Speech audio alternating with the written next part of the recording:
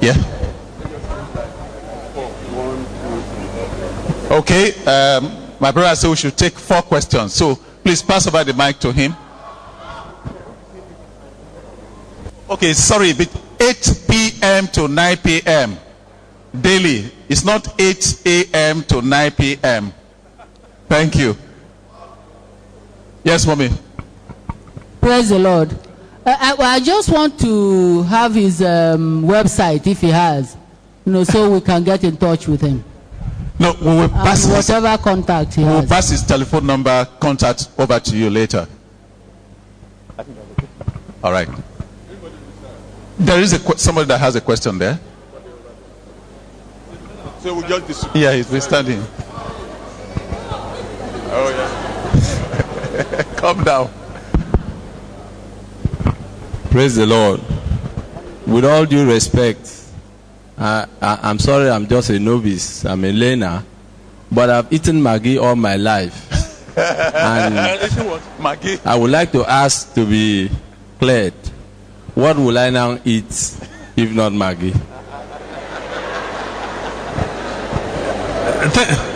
Can I answer that right away? Yes, please. Okay. Please tell me what is Maggi. You want to ask the question? Please, I want you to give him the microphone, please. I want him to tell me what Maggi is that he's been eating all his time, all his life. Sorry, sir. You see, I said I'm a novice. I don't know anything. So that's why I want to be. So you don't even know what Maggi is and you are eating it? I'm sure we are too many in this hall in my category. Now, you see, there's a Latin word which says caveat emptor. Buyers, beware. Caveat emptor. Beware what you buy. Is Maggi created by God? I think it's from what God created. They created it.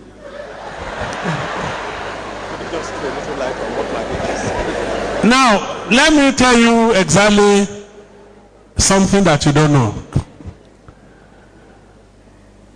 Do you know the local locust bean?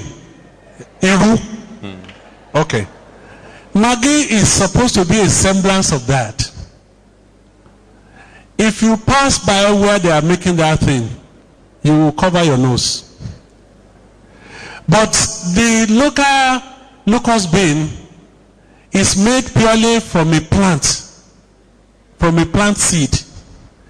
Dr. Ajinomoto that brought the MSG, he was a Japanese researcher that trained in Germany in 1906. And he went back to Japan. Japan is an island surrounded by water, and they've been harvesting what they call seaweeds for centuries. So he started to ferment seaweed to produce MSG. Just like we ferment the locust bean.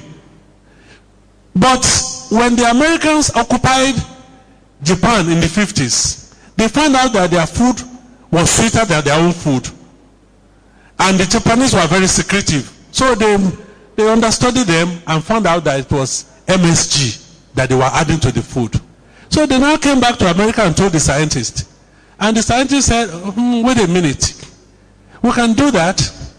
So they gather all the unsold meat, unsold cheese, or dead things, and they ferment them to rotting, and they produce what we call hypoxanthine, the final stage of decay. Then from that, they produce glutamate, which they turn into MSG. So it's like just opening a latrine and packaging it, where you allow things to ferment.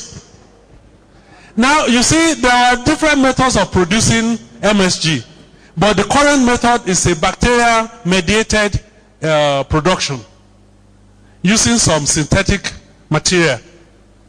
I have the details here if you are more interested about it. So it's not fit for animals. Talk less of human beings. Anything that will come and overtake all the taste of all other ingredients. What am I doing with that? It's like the way we are using sugar today. You go and buy canned pineapple, you find sugar in there. Buy canned mango, you find sugar there. So So when am I going to know the taste of mango, the taste of pineapple, the taste of strawberry? So, I'm sure a few people that have changed from using Maggi, are you missing anything? No. Thank you. Okay, we have a question for one of our children here. So you will take his question before I go behind. That's a good one.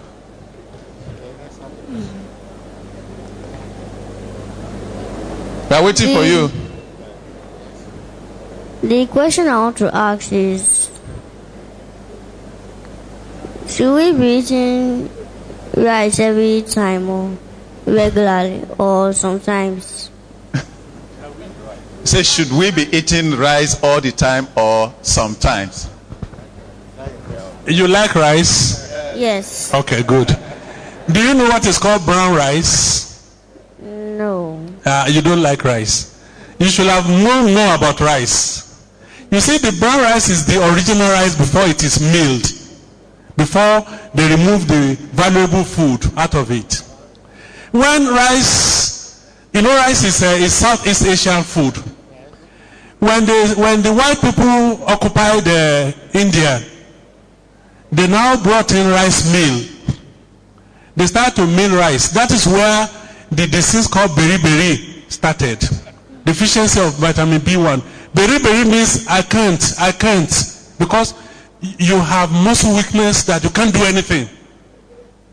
Because they replace their rice, the brown rice, the original or milled rice, with milled rice.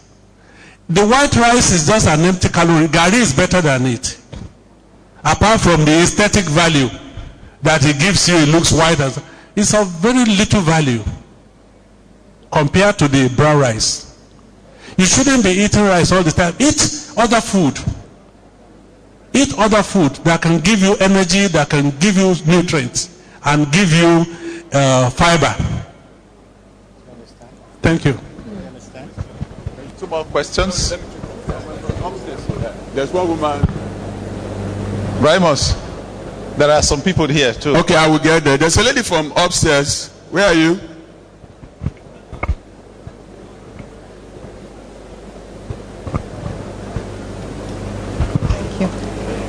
Excuse me, sir. My concern is actually about the amount of fertilizer that is added to the crops that are being grown. Because you have advised us that we should eat lots of vegetables, which I totally agree with. But sometimes, some of these vegetables taste bitter. They are not like what we used to know. And then we know that they have added so much fertilizer to that which is being grown. So how does that affect us? Thank you so much. I like that question. You see, I had my first degree in agriculture, so I still have that bias. Now, there was a conference that I attended, I think 1982, and I spoke against the importation of fertilizer to this country. Because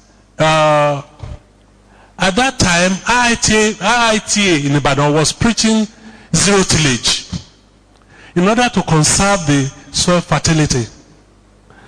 Adding just NPK fertilizer to the ground can only bring just luxurious growth, not quality growth.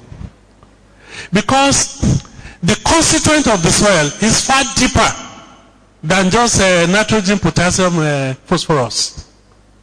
But those are the ones that we can easily point at.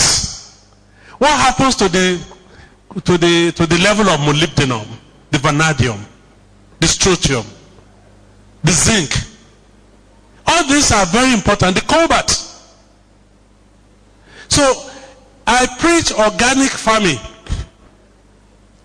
We have enough manure in this country to practice organic farming.